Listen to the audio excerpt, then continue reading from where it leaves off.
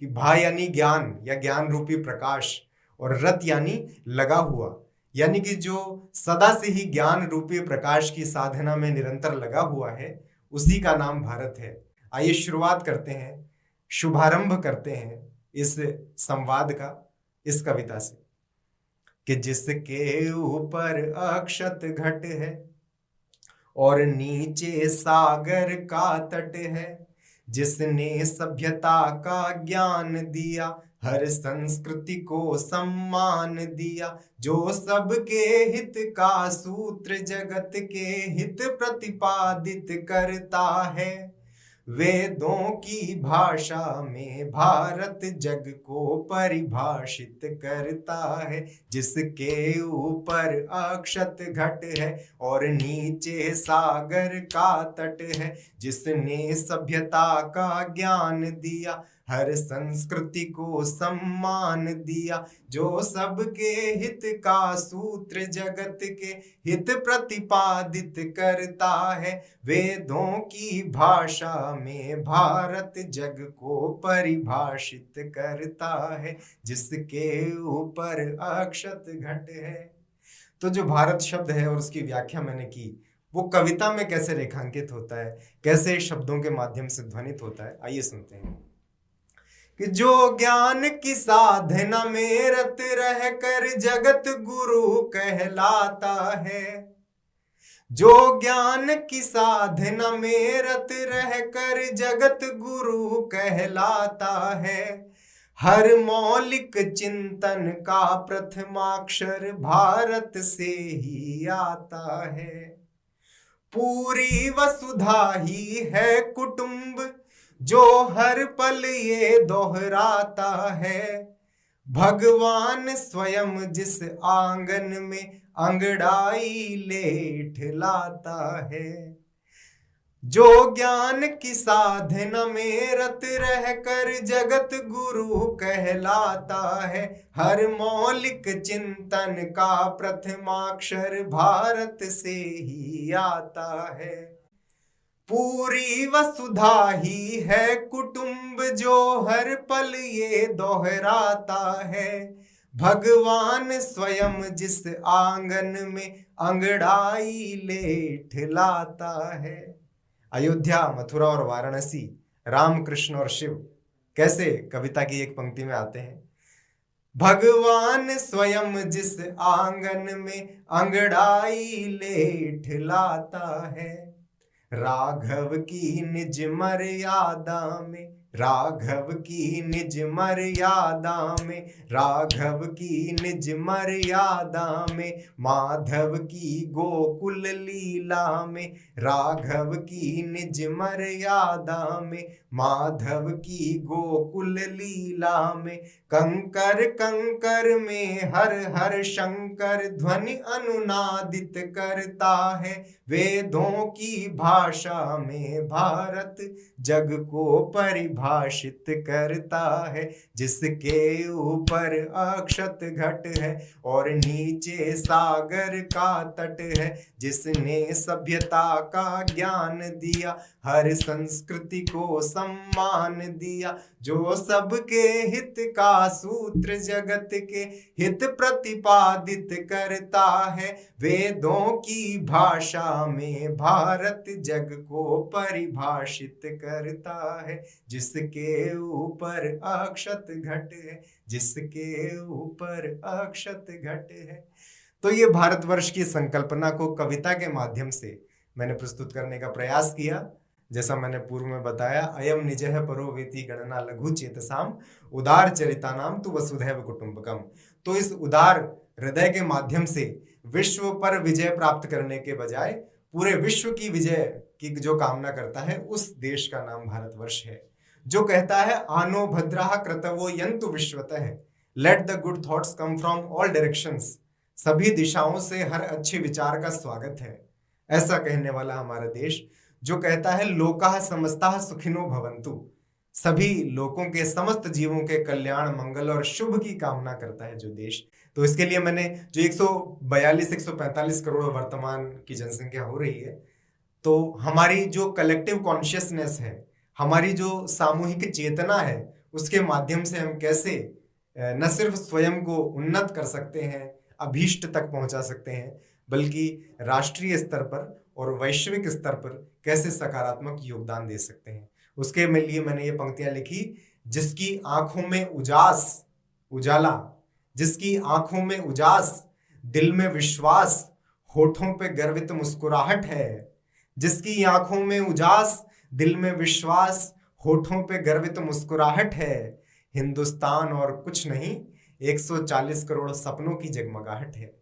तो 140-145 करोड़ लोग जब सामूहिक रूप से, जब पूरा देश किसी विचार और संकल्प को लेकर विकसित भारत बनने की ओर, चाहे वो कदम हो, चाहे आर्थिक महाशक्ति बनने की ओर कदम हो, चाहे सामरिक रूप से स्वयं को पूर्णतः आत्मनिर्भर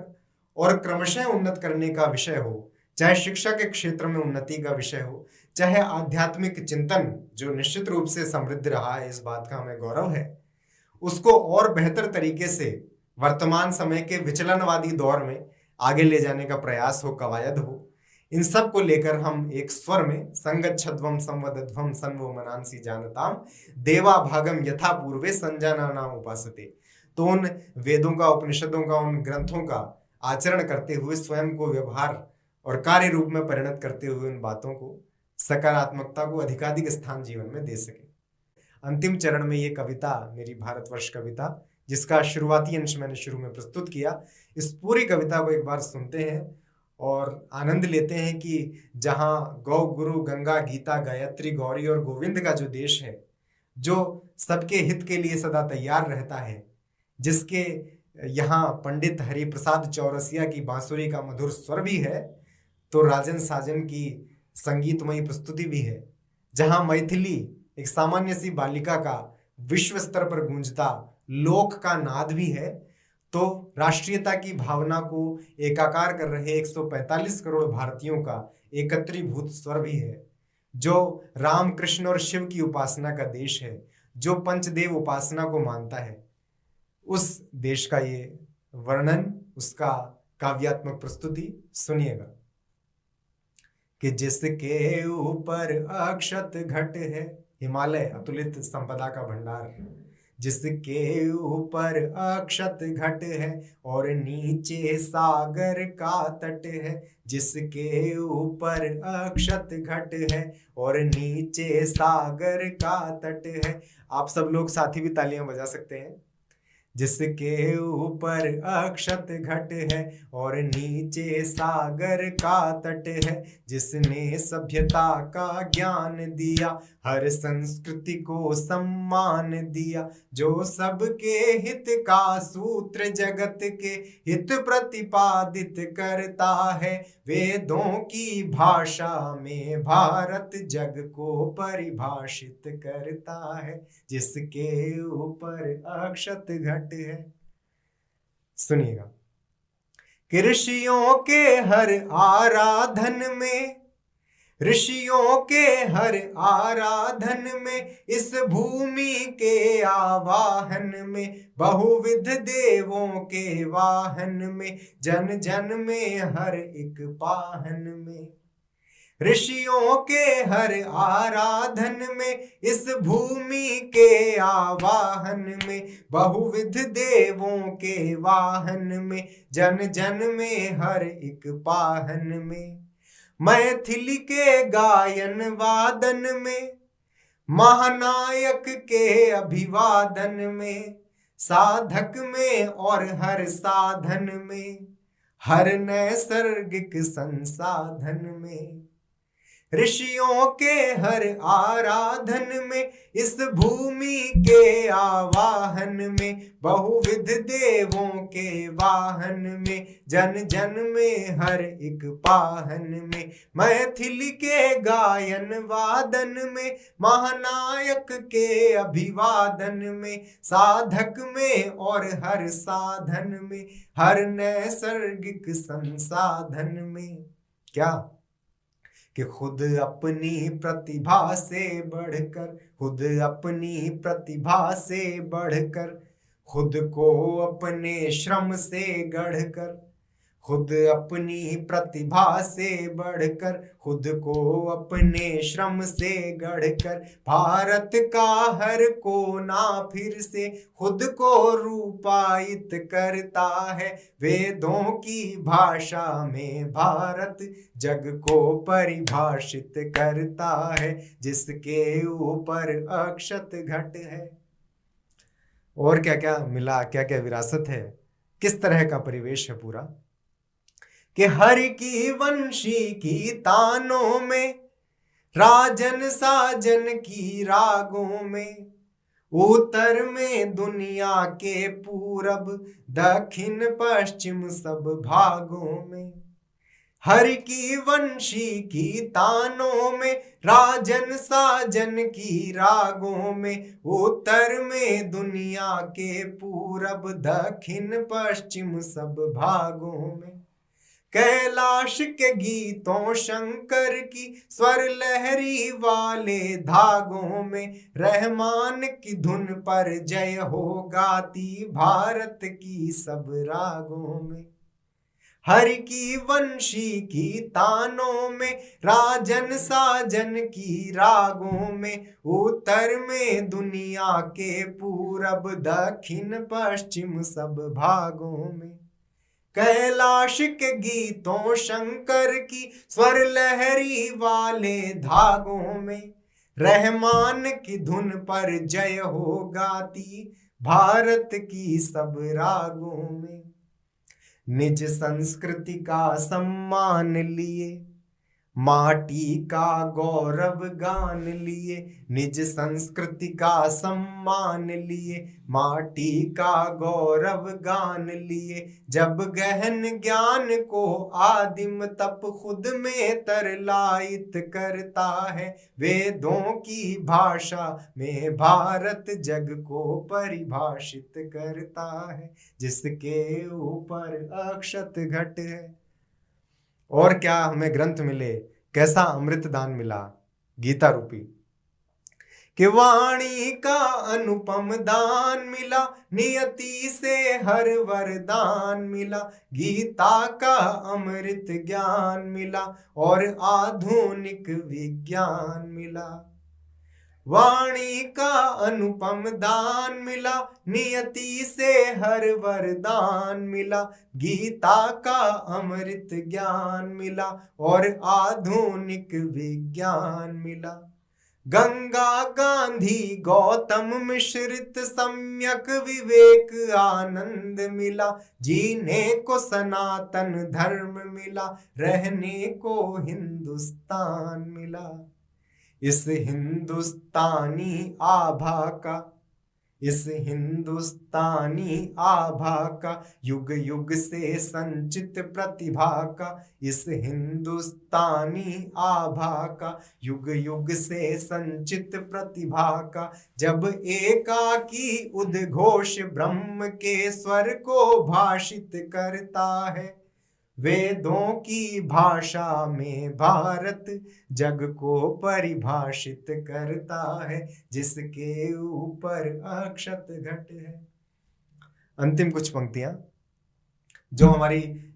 संस्कृति को, जो हमारे देश की वैचारिकी के आधार को परिभाषित करती हैं, कि गौ गुरु गंगा गीता गायत्री का अद्भुत उपहार दिया, गौ गुरु गंगा गीता गायत्री का अद्भुत उपहार दिया, उत्तर की सीमा से आगे भी प्रश्नों का अधिकार दिया। गौ गुरु गंगा गीता गायत्री का अद्भुत उपहार दिया, उत्तर की सीमा से आगे भी प्रश्नों का अधिकार दिया। जब जब भी रोग बढ़े हमने हर नैसर्गिक उपचार दिया, टूटी बिखरी दुनिया को फिर जुड़ जाने को परिवार दिया। शुभ संकल्पों का दाता ये शुभ संकल्पों का दाता ये, जग भर का संकट त्राता ये, जग भर का संकट त्राता ये। निज ज्ञान दीप से मानवता का पथ आलोकित करता है, वेदों की भाषा में भारत जग को परिभाषित करता है। जिसके ऊपर अक्षत घट है और नीचे सागर का तट है, जिसने सभ्यता का ज्ञान दिया, हर संस्कृति को सम्मान दिया, जो सबके हित का सूत्र जगत के हित प्रतिपादित करता है, वेदों की भाषा में भारत जग को परिभाषित करता है, जग को परिभाषित करता है। तो भारतवर्ष की इसी अवधारणा को, वसुधैव कुटुंबकम की इसी विश्वव्यापी भावना को और बेहतर की, सकारात्मक की और सार्थक जीवन की और सार्थक विश्व बंधुत्व की भावना के संभावना को हम सब जीवित रखें और अपने ज्ञान परंपरा के माध्यम से, अपनी विचार परंपरा के माध्यम से इस क्रम को अनवरत हम आगे लेकर जाएंगे और इस देश की जो मूलभूत वैचारिकी है, जो वसुधैव कुटुंबकम के माध्यम से पूरे विश्व को न सिर्फ अतीत में, न सिर्फ अभी, बल्कि सदा से परिभाषित करती रही है और करती रहेगी। इसी शुभ संदेश के साथ आप सबको बहुत बहुत धन्यवाद। आपने इतने मनोयोग से सुना। Thank you so much.